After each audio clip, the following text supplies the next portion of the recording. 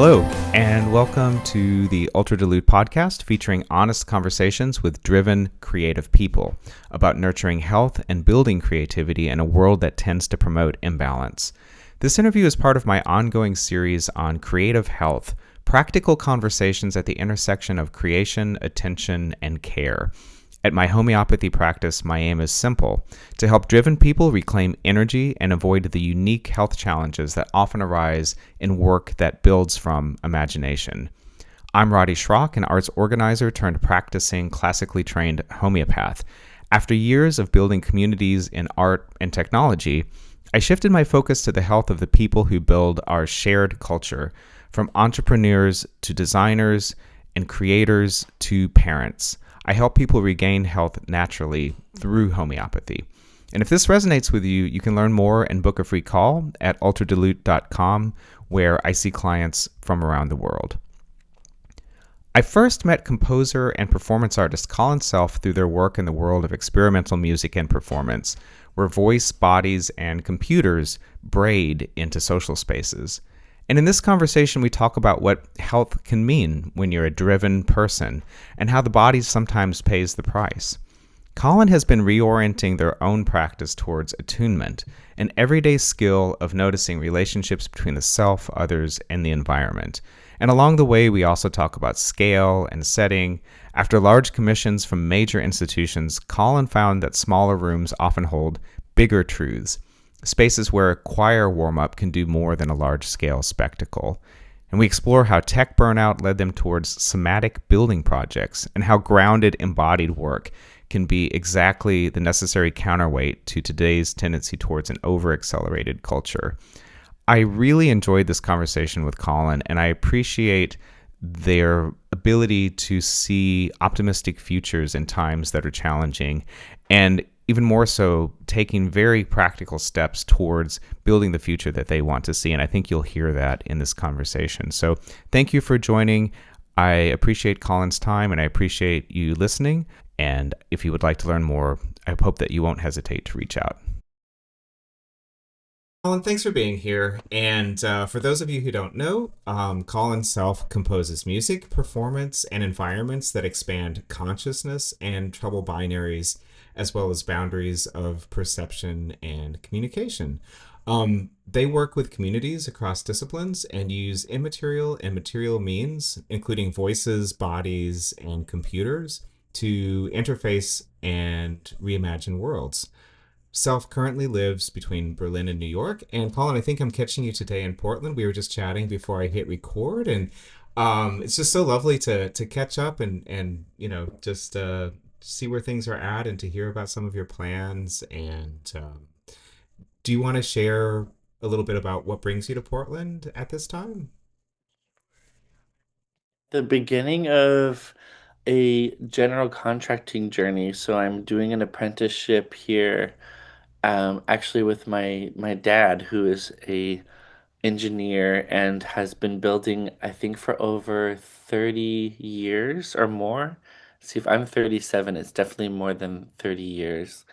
And I'm, yeah, learning everything from how to replace fence posts to installing outlets and learning about the fundamentals of electrical and plumbing and building A-frames and HVAC, pouring concrete. So I have another friend who's out here in Hood River, Oregon, who I will be helping to assist his building projects next year. So in the sort of prospect of doing that eventually myself, I have long-term visions of having an all queer and trans general contracting company and becoming a educator of all of these different building practices that I can hopefully pass on to others during times of change. And yeah. I love it. I just think that's just amazing. And before I hit record, you were sharing a little bit about just like what you saw as, what it's like to kind of work in communities that maybe are a little bit outside of what we consider the art world or the performance world, and some of the bridge building there. But I mean, my partner and I, we moved to rural Massachusetts a couple of years ago, and so we're kind of out in the woods, um, and I have to say, I have, and how to say this without just sounding like a total, whatever, but like it has been so rewarding to just get to know people that are a little bit outside of my comfort zone, just to be perfectly, honest about it.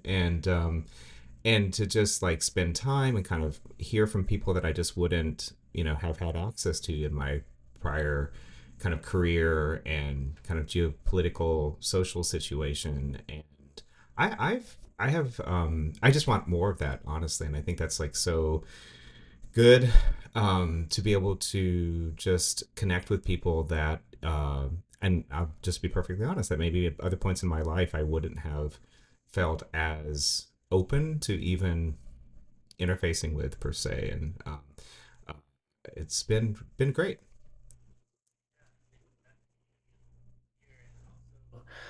It reminds me, I just was at this thing that happens outside of Pittsburgh called Honcho Campout, and it's a sort of like queer camping um festival, and there's music and conversations, and there was one specifically that really felt like this so much of the center of uh, the camp out was this conversation that happened between these people, Viva Ruiz and Neon Christina, friends from my New York community, where they both were kind of sharing stories of a somewhat like self-imposed bias about how they were essentially afraid of the out of like rural communities or non sanctuary places as like, oh, if I go there, I'm immediately going to be attacked or I'm immediately going to be like in danger. And then upon actually going to these places, being like, oh, there's my own internalized, classism or racism Mm-hmm. or anti-blackness or, all these different things about Mm-hmm. where people think that they're going to be welcomed and safe and actually like you're not so often in imminent danger in these places in the way that we like have those, of course, those scary moments where in rural communities you'll see like the the truck drive by with the like white nationalist flags and stuff like Right. that, and you're like, oh yeah, okay, I'm really out here. Yeah. But then there's also people out there. I think there's there is a sea change and a Mm-hmm. migration in the form of people for many different reasons needing to sort of spend time and also transform their relationship to these more rural parts of where we live. And Totally, totally. And I think it's a two-way street. And I think, people that are maybe in some of these more isolated areas, because they don't have conversations with people that maybe are from different areas or from different backgrounds or queer and trans communities, maybe as often. As soon as they have a few of those conversations, it creates so much. I think it creates such a sea change, even for the local community, to then be more open to that. And it just, I don't know, I think it just grows exponentially. And just, anyway, um yeah.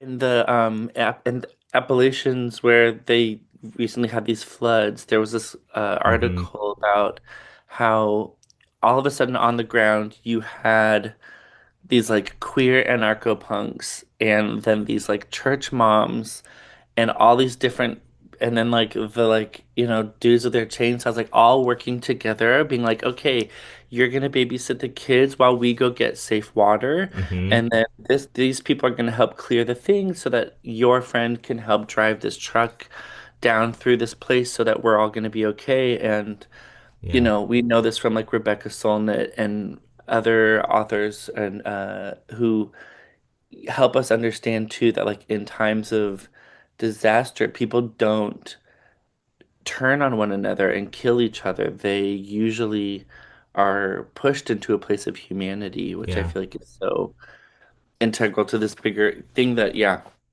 a bigger imagination about what that could be like or what it, can turn into. Yeah. Um, I hear you. And I mean, I think that's just, it's so beautiful to hear that that's an area that you're I was going to say exploring, but actually really moving forward.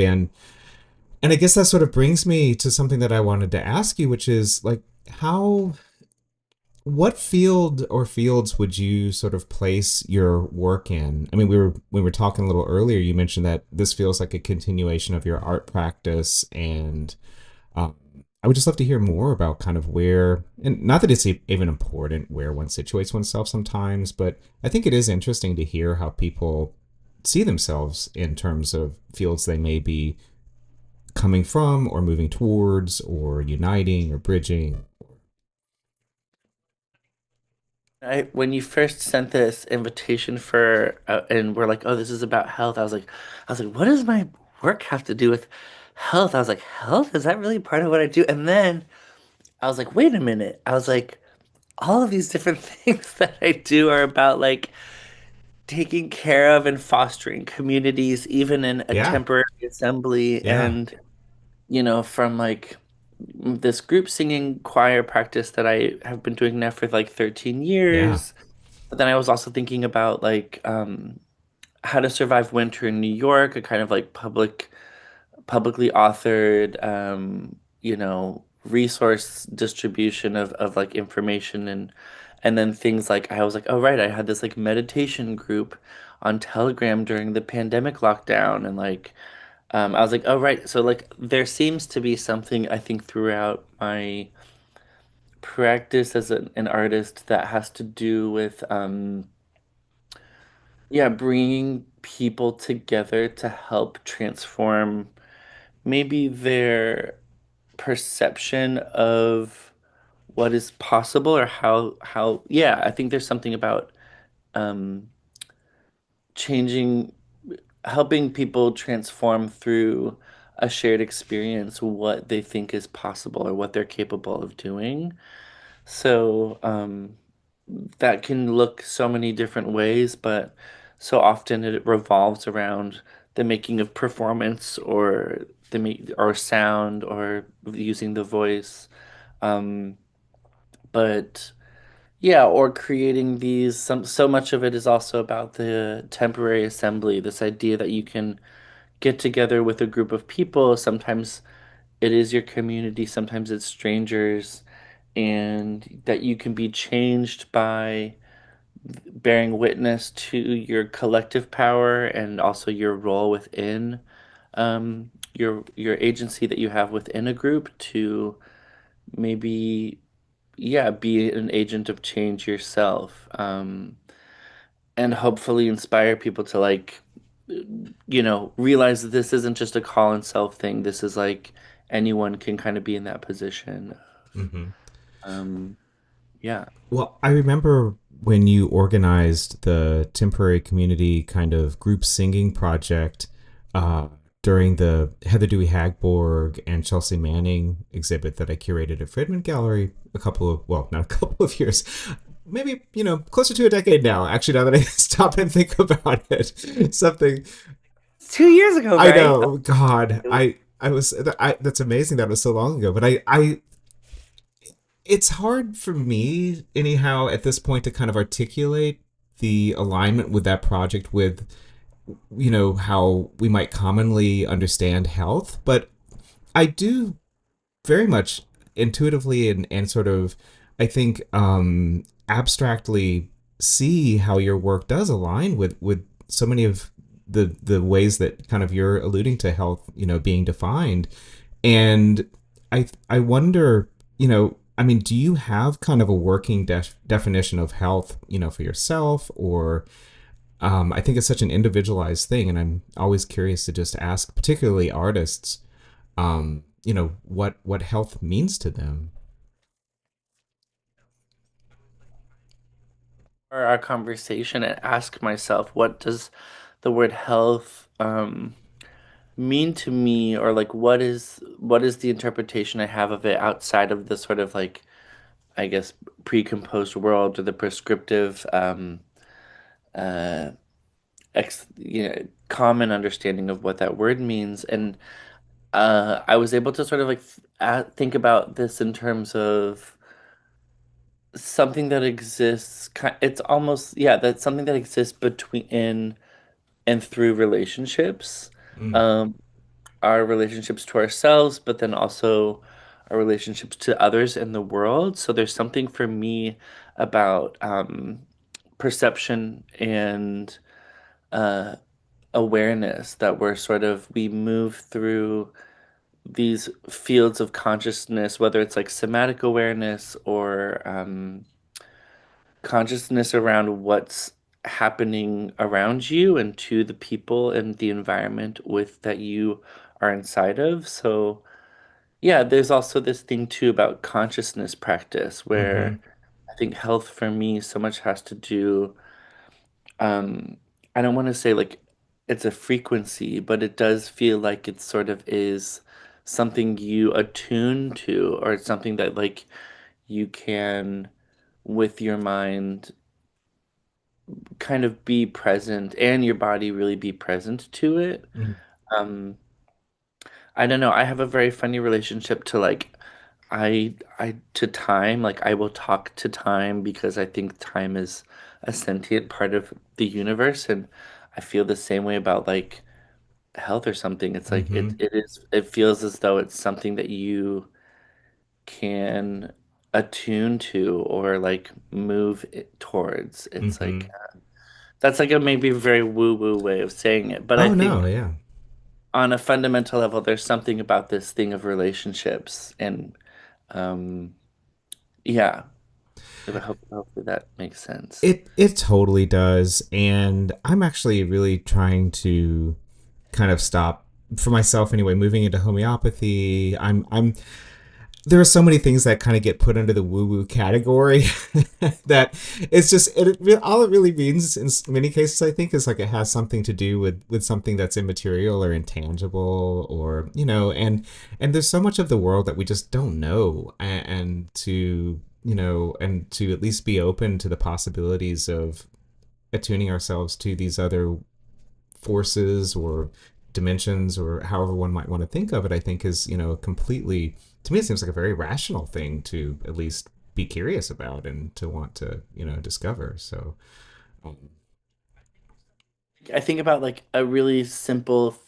way of kind of demonstrating what you're saying too is like something like a meditation or prayer or a practice that has to do with yeah, being with consciousness, mm, with or without a spiritual practice attached to it, mm-hmm, or with or without a religious practice, is a really good example of that. You're like, yeah, there are tangible things that you can notice when you that are different about those things, but um, yeah, it gets. I mean, I've spent so much time in the last few years also learning about yeah, all of these different things that the contemporary world deems woo woo because it's also like from a place that would challenge the paradigms or dynamics of how we like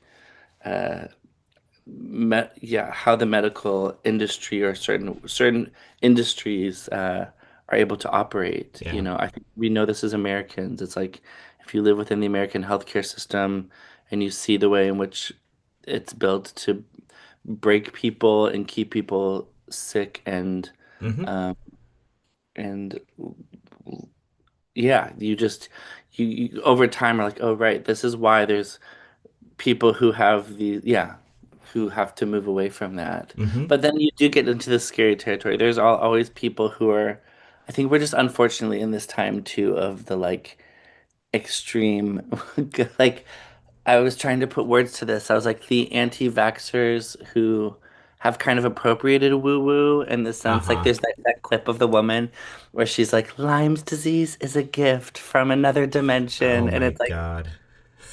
no. That's, And and oh then my they call God. themselves, they're like, they're like, oh, we're countercultural. It's like, no, girl, you're Yeah. not counter. This is not counterculture. This is It's just crazy.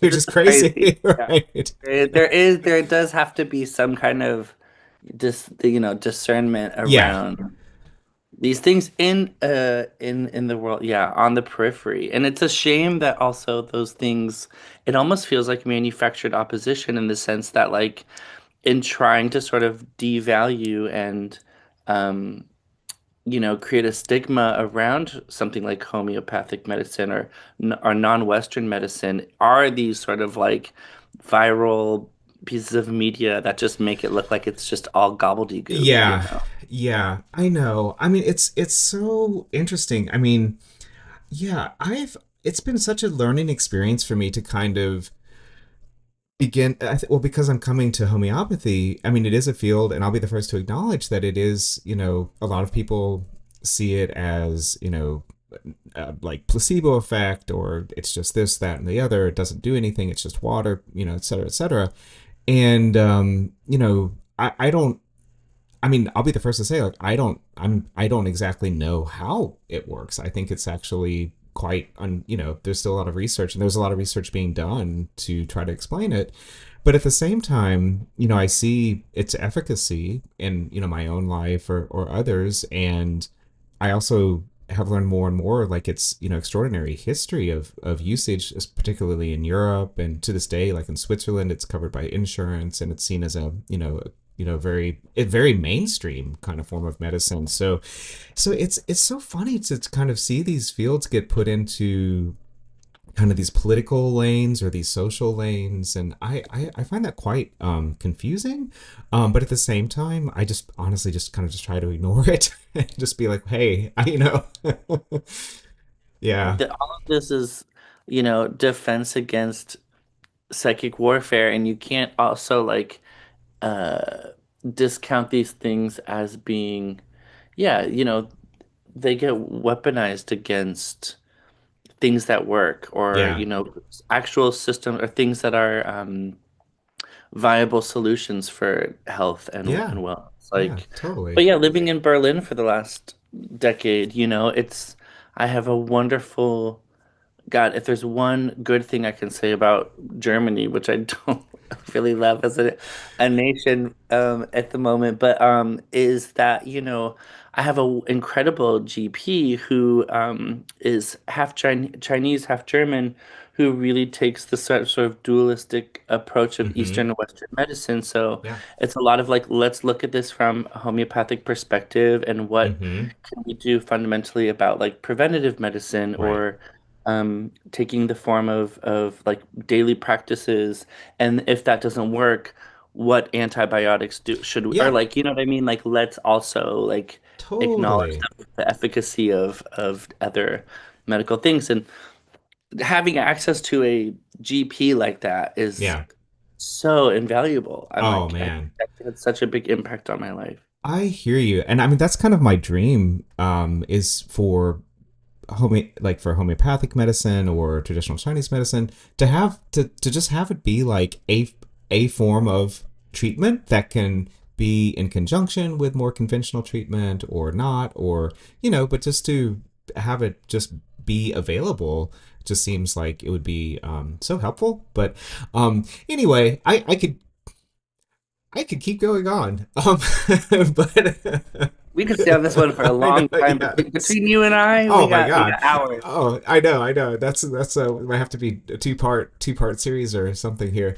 But I want to talk about you, and I want to talk about what you're doing, because I just, it's been such a joy following your career over the years, and to just see kind of the breadth of your practice in so many different areas. And you know, I guess I first got to know your work more from kind of a technological perspective. And I guess I just kind of wanted to hear, like, where do you feel like you're at in terms of like your relationship to technology in your practice, or you've worked with people like Holly Herndon and so forth, and um kind of do you feel like that's evolved over the years? And please take it where you want to. I'm not sure this is the most interesting question, but I guess I'm just kind of wondering where you're at in terms of the kind of material versus immaterial versus technological sort of,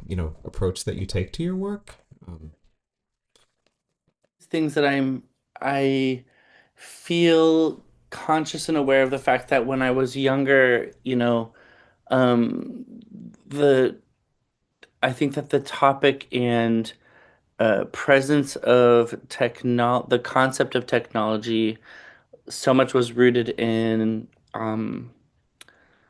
actually using computers and being a part of uh, like machine processing and information and all the tools that can come from computers. And something I think was something big kind of happened, I think, leading into um, like pandemic lockdown time, where I guess because of what so many of us experienced as like computational burnout, or just like the need to move away from screens, mhm. um, I think got me. I want to say that that was one of the sort of impetuses for me to begin to think about like all the different technologies and um, methodologies that exist outside of like the screen world or screen land, and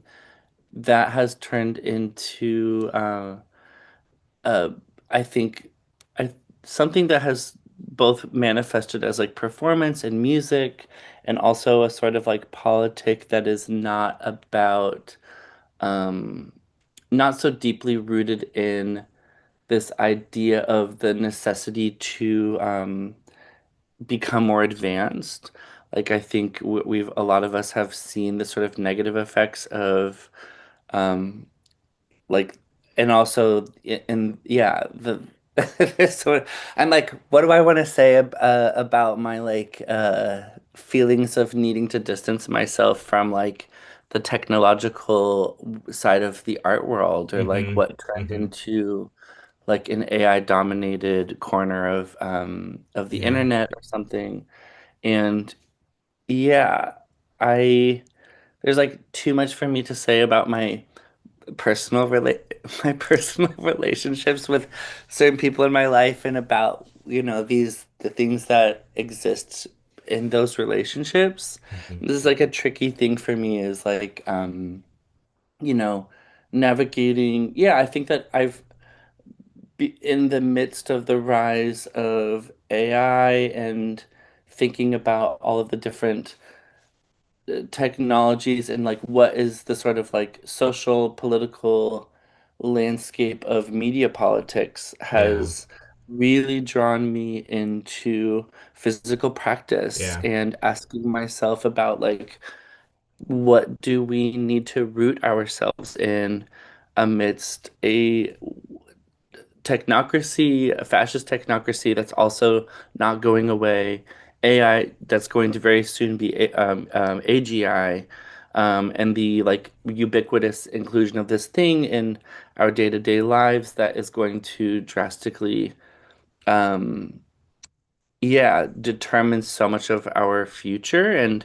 how do we sort of set stakes in the physical material world Yeah. during a time, and build things in a time when you have a ruling class that's very much interested in the total decimation of a physical reality and end times fascism Mhm. as the sort of like center root of um, leaving behind the physical world and our physical bodies. And I think when I was younger, I was such a I was so enamored by, you know, all of these different concepts and writers who made their practice about cyborgs and the sort of ways in which we were were implicated and born automatically into these technology systems, as we're, even before we are born, when we're,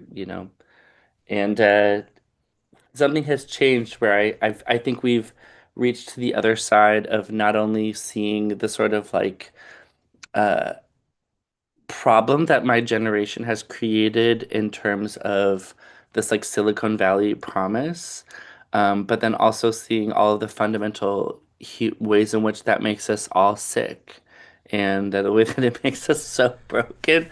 And so I think about in my own life the people who are, yeah, there's just I, on all sides of on every side of, I was gonna say both sides of the coin, but it's really more than a binary of a one and a two. But like, seeing the ways in which all people are affected socially, politically, financially, by the class war that exists inside of technology Mm-hmm. politics today, and the conversations around AGI, and that when there's all of these people who are also, you know, I think about someone like Josh Citarella, who's creating this kind of like huge forum of all these people coming in to talk about the media landscape and having come from the art world. But there's just like these massive blind spots with so many of these conversations. And I'm Mm-hmm. listening to these people speak, and I'm like, have any of you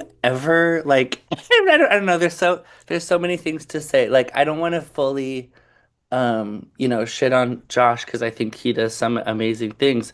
But I'm just like, it almost feels to me when when I'm listening to something like Doom Scroll, I'm like, this feels like manufactured opposition in the sense that this is like created by the right as a what we're supposed to believe is the voice of the left or the Mm-hmm. centrist, like leaning like this is socially and politically where we're at as a left in the sort of like um, yeah, so this is a very long answer, but No, it's great.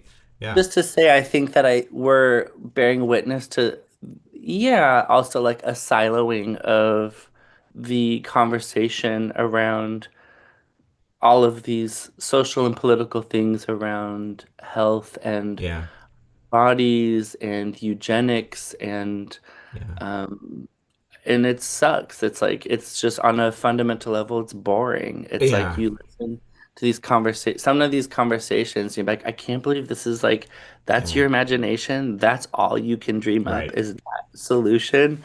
Yeah. Um, so yeah, I don't know. I think I'm also in a funny situation right now where, so many people are like, why would you move to America? Or why would you live in America during a time of collapse? And it's like, I think that so many people are thinking about this time as being an ending, but or like there are so many endings happening, I guess, at all times right now, but there's also, a death is not an ending, it's a transformation. It's like it becomes something else. And we need people to sort of be present to dreaming forward different things to be possible. Mm-hmm. Otherwise, like if it's the same reason why I have Palestinian friends who like refuse to leave Berlin, Germany. They're like, no, Mm-hmm. they want us to leave, and it's hard to take that path, but I think it's important. Mm-hmm. Mm-hmm. I really appreciate you saying what you're saying because it's really refreshing to hear someone who has a history in creative technology and who understands to a larger degree than maybe some people do, kind of how people are thinking creatively about technology and so forth. All that is to say is, I'm right there with you. I mean, I read conversations about AI or I see headlines and so forth, and I'm always just struck by, I just feel like we're always having the wrong conversations about AI or technology, and it just like I don't feel like anyone's really grappling with, I think as you pointed out, so many of the class issues that feel so present around the way that technology is kind of being developed right now, and also just kind of the weird assumption that I feel like people have around technology that it's somehow neutral or that it doesn't have a bias or an agenda. And I think those are more the things that would be very healthy for us to talk about. Like my partner is a writer, and he won't even he will not even go to ChatGPT to just like experiment, quote unquote, because he's like, yeah, He like, and so many people I know, they're like, absolutely, absolutely not. yeah, And, you know, the jig is up when you create a public resource for people, and then immediately the people who use that resource are negatively affected by the technology. yeah, Um, no but yeah, kidding. there's no space for these types of conversations to happen inside those communities. And if and when I ever bring it up, it's immediately shut down. And they say, this is just how the world is. And then also, like, it's not as bad as you think it is. They're just like, it's the same, logic, unfortunately, that like is used to justify genocide or used to justify eugenics. And it's you you see the like, but what's also sad and scary to me too is I think like it's mostly like a class war thing that Yeah, I am bearing witness to is like if you um exist within a sort of realm of wealth, or also you identify with your wealth, or also those things, you you don't think about it. It becomes like the number one way in which you understand, and then it's again, it also comes back to this thing of like these critiques of AI or technology become a part of it's like they love to classify it as being woke, or they're like, oh, this is like you're getting identity politics. It's like, no, I'm actually literally just talking about like people in Mississippi being poisoned by like a mass, like these. And I might also like to just put this into my own life. My parents live here in Oregon and in a somewhat rural community, and they're trying to build a huge data oh processing wow, center here that which would yeah, decimate the water access. yeah, And I'm just ready for I'm like I'm like, why have people not in Berlin you have these people lighting Teslas on fire. I'm yeah, like, why are people not lighting these plants on fire as like it's class warfare? And yeah, then they do this thing, they're like, oh, we're gonna incarcerate you, or if you protest, or if you put and in any way like the property of this thing being built in danger. But I'm like, we're gonna see much crazier class warfare in the forms of more and more resources being siloed to support these generators, and without any consent from a local population. And then yeah, hmm we can go down this road as deep as oh we want to. We know exactly where it leads. It's like, yeah. um Yeah, I mean, but I'm really glad you're talking about that. I just feel like I don't talk to enough people who are addressing these issues. And, I mean, I come from the South near Memphis, Tennessee. And yeah, there's like a new data center that's going up and pushing Black communities out of neighborhoods that they've lived in for generations. And then it has the environmental damage that comes with it and so forth. And, I think the company that's building it is like giving a little money to a nonprofit nearby or something to somehow make everything okay. And it's all, it's just really gross. And I wish there was more outcry about these things, but I feel like so many times, as you said, like there's just an inevitability about it that just, or there's a kind of a manufactured sense of inevitability about it that just makes everyone feel like this is just what's happening. And yeah, just sort of talk about these things in terms of my art practice, but yeah, at the same yeah, time, like we've watched, I think, I'm kind of on my way out of Berlin, and one of the reasons is that there's been a dissolve of a social landscape there and a creative landscape there in terms of, yeah, I think there's just been like people are not, yeah, there's also I guess just yeah, in my own life, there's like this need or this desire for thinking about these very human, physical things that are going to impact the next decades of my life. And, Hmm.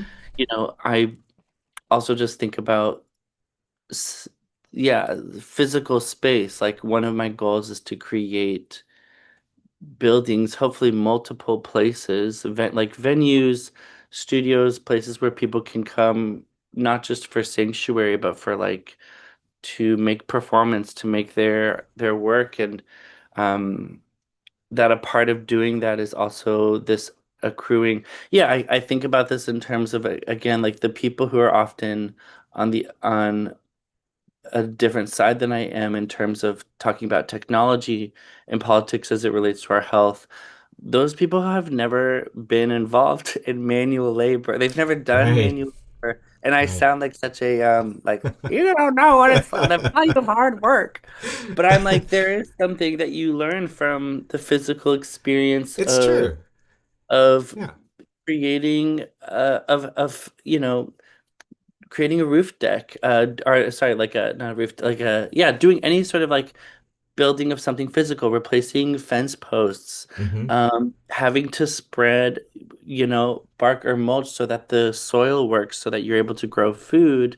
There's so much that's like such a vital world of information that where we've kind of been so disconnected from beyond sort of, and people always think, oh, that's only for farmers or that's only for people who are like, but I'm like, no, there is no inside outside with who can be learning these things and doing these things. Hmm. And I think a big part of it also has to do with how much we devalue and hide labor Hmm. politics Hmm. and our practices of like Yeah. where things get made, how things get made. Anyways, yeah. Totally. Yeah, I know. We still have bodies. Like, our consciousness. We have it. Way that I soon. don't think so either. I think I'm we're, sure most of us are, as much as we'd like to, some people would like to make us believe, um, we have our bodies. yeah, exactly. And consciousness still takes place in a body. It's sort of like, yeah, I mean, it's wild. And I mean, maybe this is like a good transition to something I wanted to ask you about. And I feel like you're already kind of going down this road, but what are some of the things that you feel optimistic about now? Like, what are you seeing as like really positive, paths forward, for yourself and culture, etc.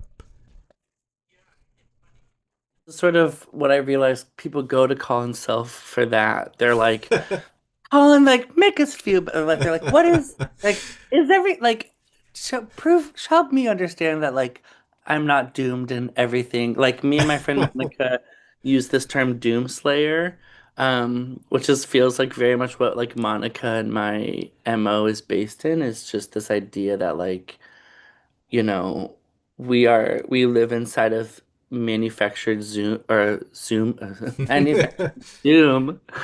Zoom Doom.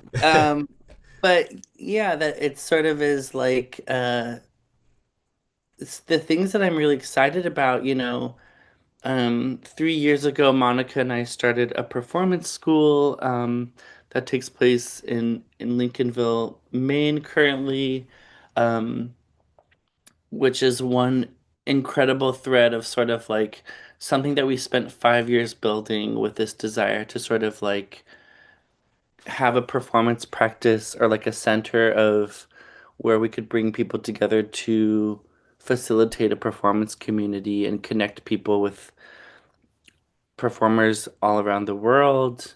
And even though it's only 3 years in, seeing the sort of effects of that as it exists beyond the sort of like short time that we get together each September, um, has been really inspiring. But yeah, for me, I think one of the main things that is inspiring to me, I think, being in this world of, or at the sort of like advent of this world of construction and building, is that our, in the media landscape and the kind of conversation of what kind of information and knowledge is passed around and shared within maybe the art and technology world um, feels all so small when you spend your time with wood and metal and um, plants and soil and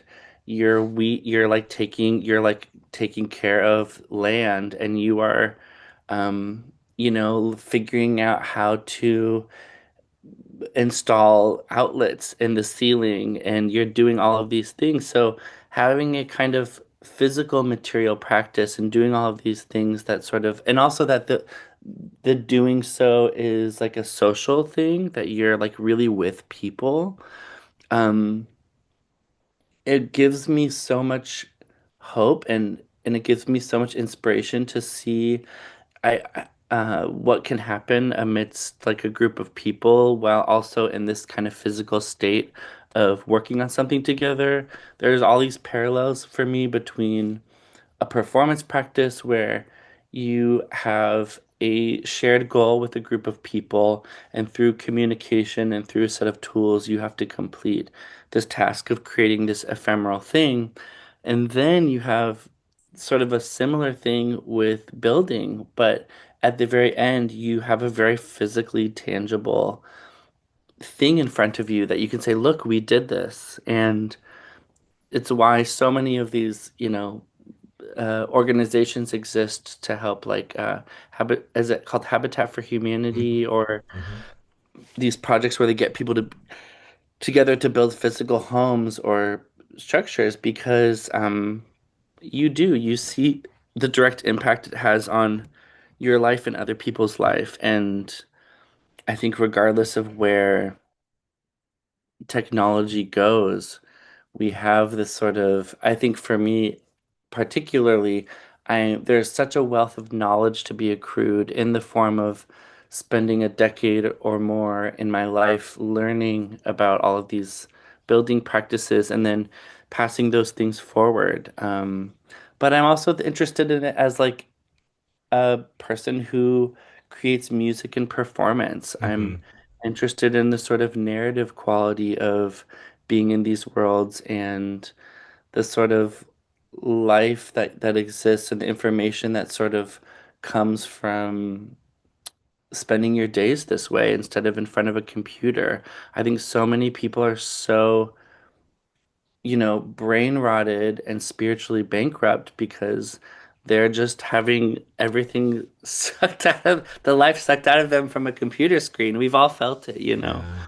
Um, and I sound like one of these people who is like, the internet's the devil. And it's like it's not that at all. But yeah, I just think about it in terms of the last years I've been so inspired by this mentor I have, Augusto Machado, who was a part of the Playhouse of the Ridiculous and the Coquettes and the Angels of Light. And, you know, so much of, and he really was like a central figure in this sort of like playful, curious world of performance that existed, um, really on behalf of just like the people who were living and working in New York City in the 70s and 60s into the 70s.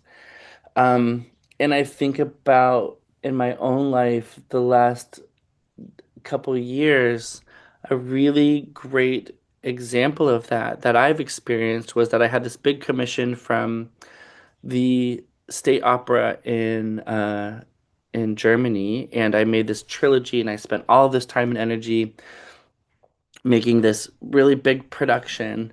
And I had a pretty bad experience working with the bureaucracy of the German state. And then immediately after, I made a play with you know, four other cast members and some puppets that I had built. And we performed at the New Theater Hollywood and sold out all these shows. And all of a sudden I was like, okay, so here's a much smaller community of people gathering together having a much more meaningful experience telling stories that really like are received for and received by people who understand and have a context for why we're here in this room together. And it was a big wake up call for me about what once was my desire to my imagination was that like the bigger you get in scale, the more successful you are, or the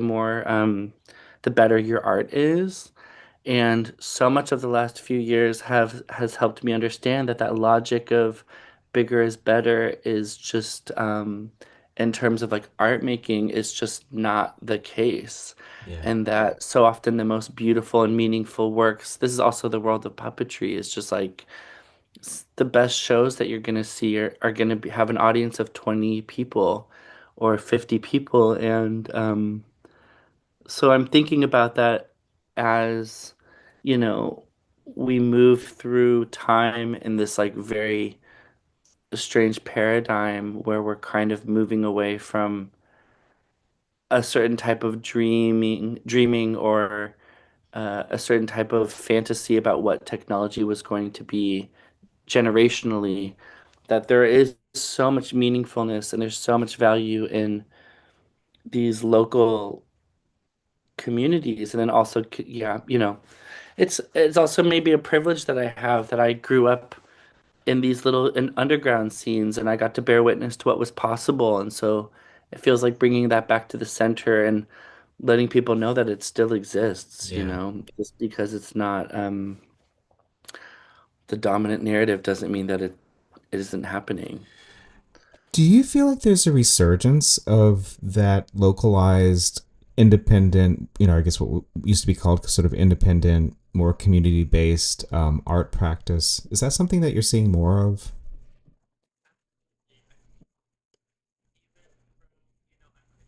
And I spend a lot of time in all these different places as my job. Like my main job for the last decade has been touring, and there has been a really crazy uptick. Like for the music or for the record that I put out in February, I've been touring a live show where I work with a local community in each city.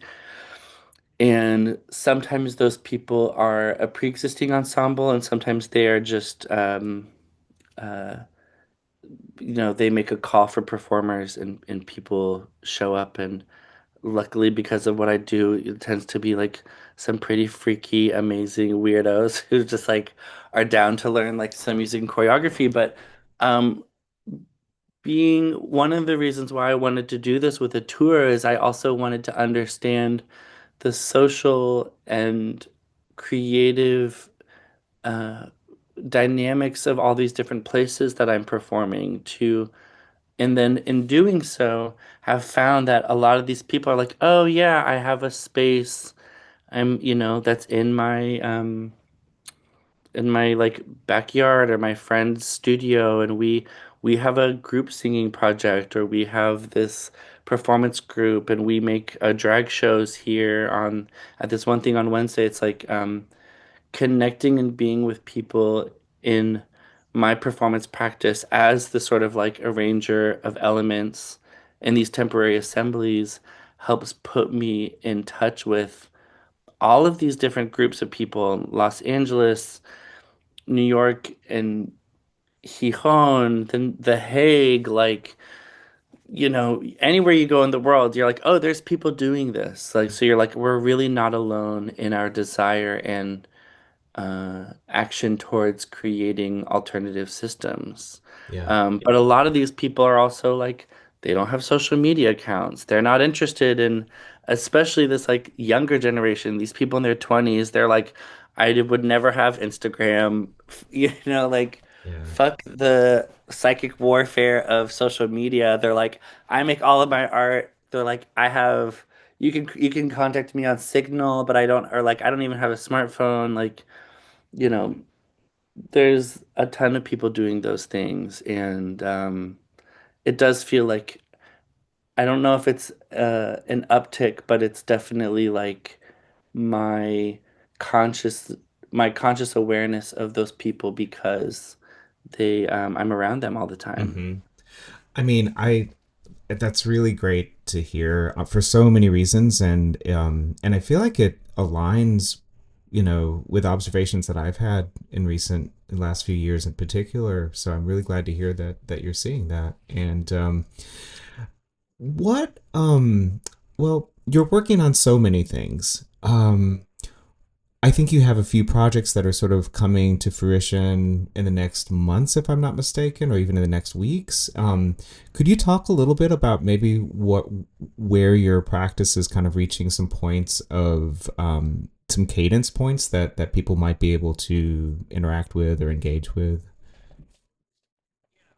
So I had a music record come out in February, and I've been spending most of this year um, promoting and touring that a live show called Gasp, which is very much about sort of this conversation between the world of the living and the non-living, and essentially turning stages into these temporary shrines where we can create a ceremony for that dialogue in a way that's both like playful and reverent at the same time. So, um, yeah, there's more shows of that coming up in the fall. I'll do a little bit more touring in Europe. I also started this performance school with my friend Monica, and we are in our third year. That will be taking place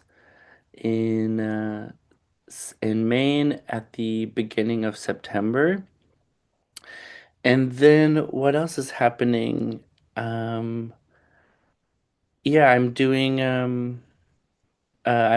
teach part-time in Berlin, and then I'll be guest teaching at a school in Louisville, Kentucky, um, creating like a public facing performance with the students at KiCad. And what else am I doing? Whenever I explain my like 6 months of my life to people and like where I'm going and what I'm doing, uh, it always sounds like a little bit of like a comedy monologue because I go to so many different places and I do so many different things. But yeah, the last year has also been, I had a couple different um, exhibitions with like puppets or with, things that were performance related. But on the horizon, what else could I say? I'm trying to think of other places that I'll be where people could come and see. I mean, I'm hosting a choir session and doing a performance in Seattle next week, but I think this is too soon for by the time the Yeah, podcast is created. And but yeah, I'll be performing in Prague and then in Ljubljana for Indigo Festival in October. And then what else? I have a couple records coming out. I have the reissue of an album called Elation that I released in 2015 will be great. coming out later this year as the 10-year anniversary. I just recorded a record with a men's choir, or with, I should say, testosteronized voices. I think only half of the people in the album actually are identify as men, but yeah, I have a choral record that will come out next spring via this label called Pool Music, and then we will be creating and touring a live a cappella choral show. I might be touring to Australia in February, knock on wood that it actually happens. And then, yeah, otherwise, you can't really have an audience for a building project as much as I want to invite people to in March to come and watch me help build a house. Uh I don't know. You might give it a shot. I mean, you might be surprised. out these construction sites and performance and what it would be to make performances that are sort of happening at scale of you know, construction projects. So like a performance that happens gradually over the course and intervals over like 2.5 months. And people come to a site where things are happening and people are making music and singing and talking about building. Like Hmm. that's something further down the line. We'll see when I get there, you know. Well, that's astounding, and I'm not surprised in the least that you are undertaking scores of immensely interesting projects at the same time. But the in all seriousness, I mean, I think what I have always enjoyed about your work is it kind of, I don't know, it's I don't not many artists I feel like have this talent, but I certainly feel that you do, of just essentially bringing a very original voice and a very clear voice to like everything you do, whether it's building a house or doing a performance. There's always an element of, to me, just, there's such an element of continuity to everything you do that it almost feels like the genre or the media or the material almost becomes secondary. And I just appreciate, getting to follow that. And it's just a, yeah. Myself is, there's in my mind, I'm like, yeah, there's always that thing where I'm like, I have this crazy life and it must be very bewildering to others. So whenever I hear these messages of affirmation, I appreciate it because it's like, all right, it does. People can see. I'm like, did people see what I see? Is there like, is it? Yeah. Well, I think that's what really, I think that's what people who bring themselves to their art in such a kind of clear and earnest manner as you do. I think it makes that continuity seem very present. And some people do just live a crazy life, but that's a different thing. So, Think about it, and I think about it all the time of like I have this very like jigsaw way of having an art practice between like being a facilitator, making music hmm and performance and puppetry, and it works. Like I'm over a decade in hmm to my job is my art, which I feel so incredibly privileged to get to do that with my life. But there's this process of transcribing it, externalizing it, and putting it in front of me where I can explain how that works to someone. And I do feel like sometimes when I'm explaining it, I'm like, I'm like, bear with me. I was like, it's gonna make sense. You just got to try it. So, yeah, there's always this sort of, I don't know, I ask myself all the time, like, what is it about, what does it take to get people to have the capacity to imagine building new systems or being an artist in a way that maybe hasn't existed in the past hmm and to feel a sense of meaningfulness and purpose and to also feel supported in their Yeah. work. And I want to create the infrastructure in my lifetime to help facilitate that when I'm physically not here. So, that's like a long-term thing with all of this building and performance and whatnot. But I have many decades of work ahead of me before I get hmm there. I think that's the perfect place to hit pause on the conversation in hopes that we can pick it up down the road and hear where everything is at and everything that you're doing. It's just a pleasure to catch up. So thank you for taking the time, and it's good to hear about everything that you're doing. And yeah. Oh, I told you I'm not a professional podcaster. Where's a good place for people to find out more? Yeah. I'm just Colin Self on Instagram and all of the other places. It's just my name. It's not a made up name. It's my real last name. People always ask me like, why did you choose Self as an artist name? I'm like, I'm not that narcissistic, but um, yeah. So I'm Colin Self on Instagram. My website is just colin-self.com, and I have a Substack. That's like my main place. I try to get people to Oh, great. follow what I do, and you can become a paid subscriber, and that also is a whole different thing of providing resources and whatnot. And that is just my name, Cool. colinself.substack.com. Awesome. And thank you so much, Roddy. It's so nice to also catch up with you. And I want to spend, I'm like, now I want to do an hour. I get to interview you for my Substack. And I was like, I should start my own podcast just so I can talk to you about your life and practice. Oh man, I thank you for saying that. Honestly, that's the whole reason I started this kind of podcasting thing was just kind of I just like people like you I want to talk to. So I'm just like it's a perfect kind of container for it, and then hopefully it leads to more, you know. And but I yeah, thank you for saying that. And yeah, I feel like I'm just at the beginning of this journey, so we'll see where it all goes.